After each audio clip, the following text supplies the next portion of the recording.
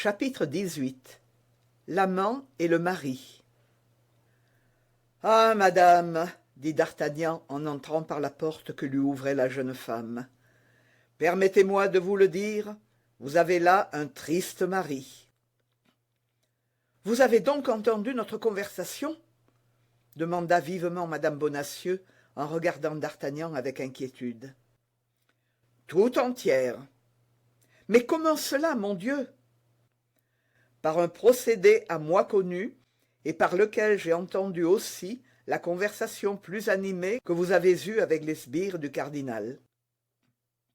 Et qu'avez-vous compris dans ce que nous disions?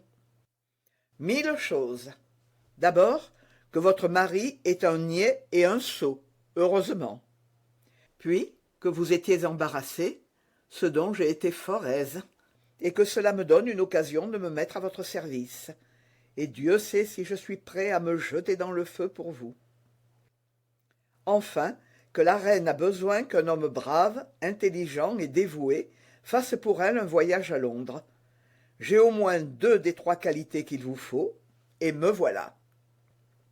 Madame Bonacieux ne répondit pas, mais son cœur battait de joie, et une secrète espérance brilla à ses yeux. « Et quelle garantie me donnerez-vous, demanda-t-elle, si je consens à vous confier cette mission? Mon amour pour vous. Voyons, dites, ordonnez, que faut-il faire? Mon Dieu, murmura la jeune femme, dois-je vous confier un pareil secret, monsieur? Vous êtes presque un enfant. Allons, je vois qu'il vous faut quelqu'un qui vous réponde de moi. J'avoue que cela me rassurerait fort. Connaissez-vous Athos? Non. Porthos? Non. Aramis? Non. Quels sont ces messieurs? Des mousquetaires du roi. Connaissez-vous monsieur de Tréville, leur capitaine? Oh oui, celui-là je le connais. Non pas personnellement, mais pour en avoir entendu plus d'une fois parler à la reine comme d'un brave et loyal gentilhomme. Vous ne craignez pas que lui vous trahisse pour le cardinal, n'est-ce pas? Oh non, certainement. Eh bien, révélez-lui votre secret et demandez-lui, si important, si précieux, si terrible qu'il soit, si vous pouvez me le confier. Mais ce secret ne m'appartient pas, et je ne puis le révéler ainsi. Vous l'alliez bien confier à M. Bonacieux, dit d'Artagnan avec dépit. Comme on confie une lettre au creux d'un arbre, à l'aile d'un pigeon, au collier d'un chien. Et cependant, moi, vous voyez bien que je vous aime. Vous le dites. Je suis un galant homme. Je le crois. Je suis brave. Oh, cela, j'en suis sûr. Alors, mettez-moi donc à l'épreuve. Madame Bonacieux regarda le jeune homme, retenu par une dernière hésitation. Mais il y avait une telle ardeur dans ses yeux, une telle persuasion dans sa voix, qu'elle se sentit entraînée à se fier à lui. D'ailleurs, elle se trouvait dans une de ces circonstances où il faut risquer le tout pour le tout. La reine était aussi bien perdue par une trop grande retenue que par une trop grande confiance. Puis, avouons-le, le sentiment involontaire qu'elle éprouvait pour ce jeune protecteur la décida à parler. « Écoutez, lui dit-elle, je me rends à vos protestations et je cède à vos assurances. Mais je vous jure devant Dieu qui nous entend que si vous me trahissez et que mes ennemis me pardonnent, je me tuerai en vous accusant de ma mort. Et moi, je vous jure devant Dieu, madame, dit d'Artagnan, que si je suis pris en accomplissant les ordres que vous me donnez, je mourrai avant de rien faire ou dire qui compromette quelqu'un. Alors la jeune femme lui confia le terrible secret dont le hasard lui avait déjà révélé une partie en face de la Samaritaine. Ce fut leur mutuelle déclaration d'amour.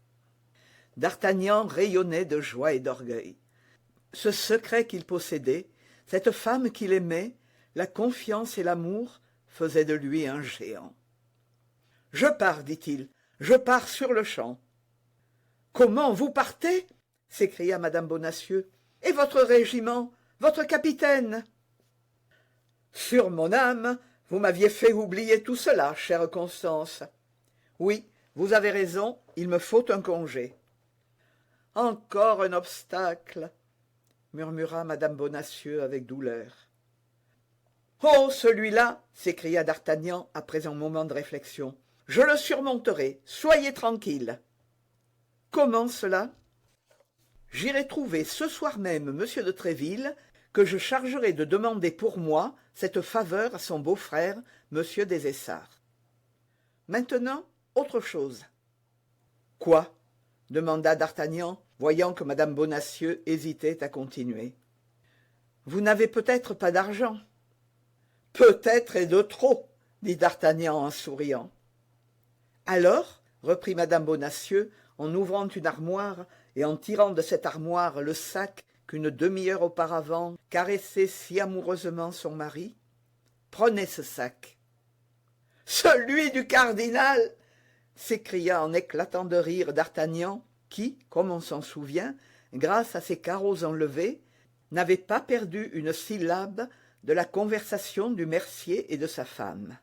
« Celui du cardinal !»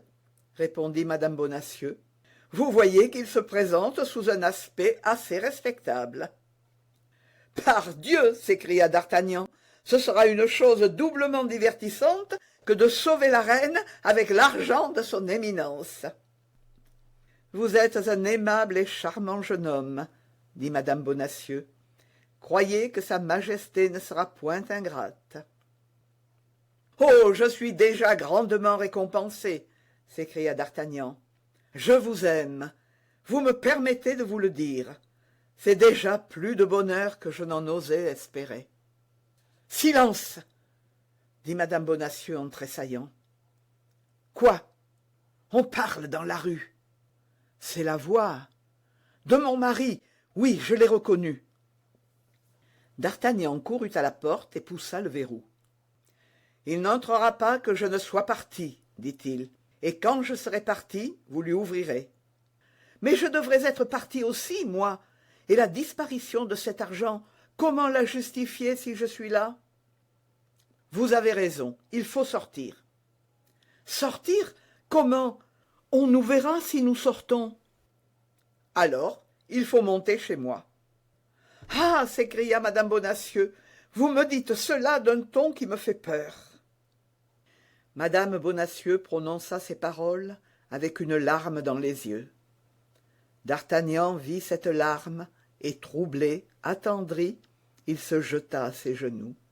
« Chez moi, dit-il, vous serez en sûreté comme dans un temple. Je vous en donne ma parole de gentilhomme. »« Partons, dit-elle, je me fie à vous, mon ami. » D'Artagnan rouvrit avec précaution le verrou, et tous deux, légers comme des ombres, se glissèrent par la porte intérieure dans l'allée, montèrent sans bruit l'escalier et rentrèrent dans la chambre de d'Artagnan. Une fois chez lui, pour plus de sûreté, le jeune homme barricada la porte. Ils s'approchèrent tous deux de la fenêtre, et, par une fente du volet, ils virent M. Bonacieux qui causait avec un homme en manteau. À la vue de l'homme en manteau, d'Artagnan bondit, et tirant son épée à demi, s'élança vers la porte. C'était l'homme de Meung. « Qu'allez-vous faire ?» s'écria madame Bonacieux. « Vous nous perdez !»« Mais j'ai juré de tuer cet homme !» dit d'Artagnan. « Votre vie est vouée en ce moment, et ne vous appartient pas. Au nom de la reine, je vous défends de vous jeter dans aucun péril étranger à celui du voyage. »« Et en votre nom, n'ordonnez-vous rien ?»« En mon nom, » dit madame Bonacieux avec une vive émotion. « En mon nom, je vous en prie. Mais écoutons, il me semble qu'il parle de moi. » D'Artagnan se rapprocha de la fenêtre et prêta l'oreille. M. Bonacieux avait rouvert sa porte, et voyant l'appartement vide, il était revenu à l'homme au manteau qu'un instant il avait laissé seul. « Elle est partie, dit-il, elle sera retournée au Louvre. Vous êtes sûr, répondit l'étranger, qu'elle ne s'est pas doutée dans quelles intentions vous êtes sorti? Non, répondit Bonacieux avec suffisance. C'est une femme trop superficielle. Le cadet aux gardes est-il chez lui? Je ne le crois pas. Comme vous le voyez, son volet est fermé, et l'on ne voit aucune lumière briller à travers les fentes. C'est égal, il faudrait s'en assurer. Comment cela? En allant frapper à sa porte. Je demanderai à son valet. Allez. Bonacieux rentra chez lui, passa par la même porte qui venait de donner passage aux deux fugitifs, monta jusqu'au palier de d'Artagnan et frappa. Personne ne répondit. Porthos, pour faire plus grande figure, avait emprunté ce soir-là Planchet. Quant à d'Artagnan, il n'avait garde de donner signe d'existence. Au moment où le doigt de Bonacieux résonna sur la porte, les deux jeunes gens sentirent bondir leur cœur. « Il n'y a personne chez lui, dit Bonacieux. « N'importe, rentrons toujours chez vous. Nous serons plus en sûreté que sur le seuil d'une porte. »« Ah, mon Dieu !» murmura madame Bonacieux, « nous n'allons plus rien entendre. »« Au contraire, dit d'Artagnan, nous n'entendrons que mieux. » D'Artagnan enleva les 3 ou 4 carreaux qui faisaient de sa chambre une autre oreille de Denis, étendit un tapis à terre, se mit à genoux et fit signe à madame Bonacieux de se pencher, comme il le faisait, vers l'ouverture. « Vous êtes sûr qu'il n'y a personne ?» dit l'inconnu. « J'en réponds, » dit Bonacieux. « Et vous pensez que votre femme est retournée au Louvre, sans parler à aucune personne qu'à vous? J'en suis sûr. C'est un point important, comprenez-vous? Ainsi, la nouvelle que je vous ai apportée a donc une valeur très grande, mon cher Bonacieux, je ne vous le cache pas. Alors, le cardinal sera content de moi? Je n'en doute pas. Le grand cardinal. Vous êtes sûr que, dans sa conversation avec vous, votre femme n'a pas prononcé de nom propre? Je ne crois pas. Elle n'a nommé ni madame de Chevreuse, ni monsieur de Buckingham, ni madame de Vernet? Non, elle m'a dit seulement qu'elle voulait m'envoyer à Londres pour servir les intérêts d'une personne illustre. Le traître! murmura madame Bonacieux. Silence! dit d'Artagnan en lui prenant une main qu'elle lui abandonna sans y penser. N'importe, continua l'homme au manteau. Vous êtes un niais de n'avoir pas feint d'accepter la commission. Vous auriez la lettre à présent. L'État qu'on menace était sauvé. Et vous? Et moi? Eh bien, vous, le cardinal vous donnait des lettres de noblesse. Il vous l'a dit?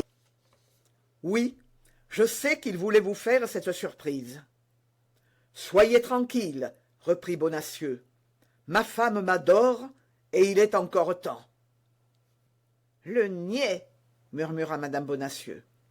Silence! dit d'Artagnan en lui serrant plus fortement la main. Comment est-il encore temps? reprit l'homme au manteau. Je retourne au Louvre, je demande madame Bonacieux, je dis que j'ai réfléchi, je renoue l'affaire, j'obtiens la lettre et je cours chez le cardinal. Eh bien, allez vite, je reviendrai bientôt savoir le résultat de votre démarche. L'inconnu sortit. L'infâme! dit madame Bonacieux en adressant encore cette épithète à son mari. Silence! répéta d'Artagnan en lui serrant la main plus fortement encore. Un hurlement terrible interrompit alors les réflexions de d'Artagnan et de madame Bonacieux. C'était son mari qui s'était aperçu de la disparition de son sac et qui criait au voleur. « Ah, mon Dieu !» s'écria madame Bonacieux. « Il va ameuter tout le quartier !» Bonacieux cria longtemps. Mais comme de pareils cris, attendu leur fréquence, n'attiraient personne dans la rue des Fossoyeurs, et que d'ailleurs la maison du mercier était depuis quelque temps assez mal famée, voyant que personne ne venait, il sortit en continuant de crier, et l'on entendit sa voix qui s'éloignait dans la direction de la rue du Bac. « Et maintenant qu'il est parti, à votre tour de vous éloigner, dit madame Bonacieux. Du courage, mais surtout de la prudence, et songez que vous vous devez à la reine. »« À elle et à vous !» s'écria d'Artagnan. « Soyez tranquille, belle Constance, je reviendrai digne de sa reconnaissance. Mais reviendrai-je aussi digne de votre amour ?» La jeune femme ne répondit que par la vive rougeur qui colora ses joues. Quelques instants après, d'Artagnan sortit à son tour, enveloppé lui aussi d'un grand manteau que retroussait cavalièrement le fourreau d'une longue épée. Madame Bonacieux le suivit des yeux, avec ce long regard d'amour dont la femme accompagne l'homme qu'elle se sent aimer. Mais lorsqu'il eut disparu à l'angle de la rue, elle tomba à genoux et, joignant les mains, « Oh mon Dieu !» s'écria-t-elle, « protégez la reine, protégez-moi !»